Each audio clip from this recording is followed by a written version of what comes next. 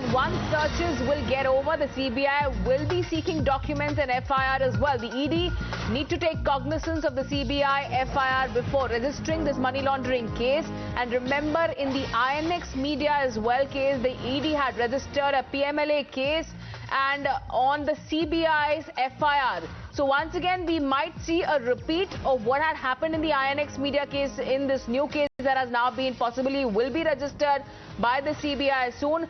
Let me also now go across to Bhavtosh joining us on this broadcast. Yes, Bhavtosh, take us through the details.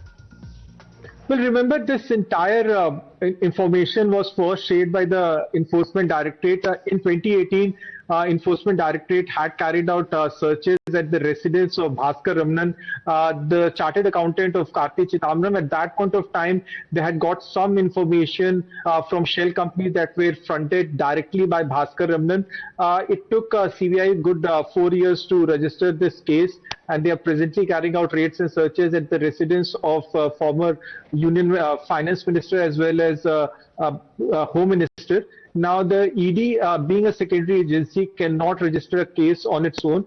ED is in fact waiting for the CBI to complete its raids and searches, and it's likely that once these raids and searches are completed, they will be sharing, will be sharing documents with CBI, and it could be possible that if they find merit in the documents of CBI, then it could mean more trouble for Chidambaram, because it could mean that another money laundering case can be registered against Chidambaram. Now, see how this pans out. We request you to stay with us, but these raids have been going on for quite some time now, and there have been quite a few reactions coming in from political circles in response to these raids. Let's listen into them.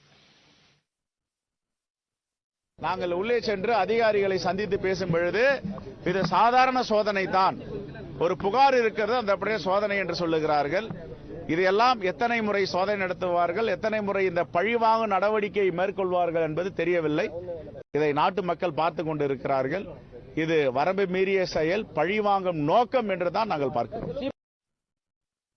It needs to be brought to public attention immediately, because this is not just ordinary corruption. It is corruption with a foreign power, whether in this case China. If they did the same thing with the Russians or with the Pakistanis or all, it would have been the same. But it's an anti-national act. And I would say, of course, it's corruption because you have taken money for that. And you have misused your office. Mr. Chidambaram misused the office, so under the Prevention of Corruption Act, he automatically becomes a guilty.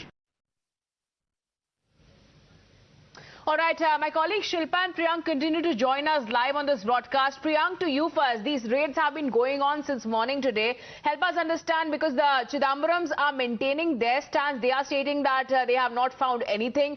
That was even a tweet coming in from P. Chidambaram. What's the latest that you're picking up? See, at two locations, I would say the CBI officers are still searching, the premises, which is certainly Chennai, from where a few of the officers have left, and in Delhi, which is at 80 Lodi Street, which is the official residence of P. Chidambaram and Karti Chidambaram. On the other side, the CBI officers are also looking at the document which pertains to the time period of 2010 to 2014. To be very precise, this particular deal happened in between 2010 to 2011.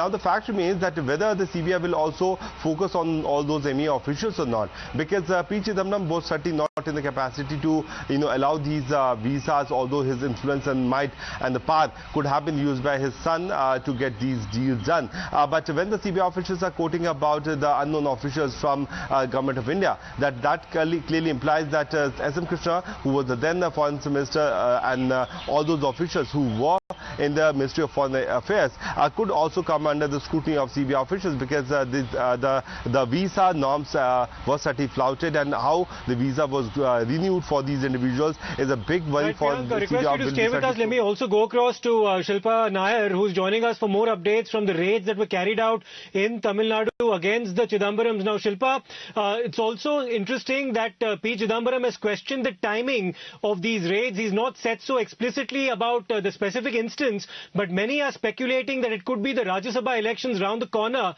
that may have something to do with these raids. What's the perspective that you're getting?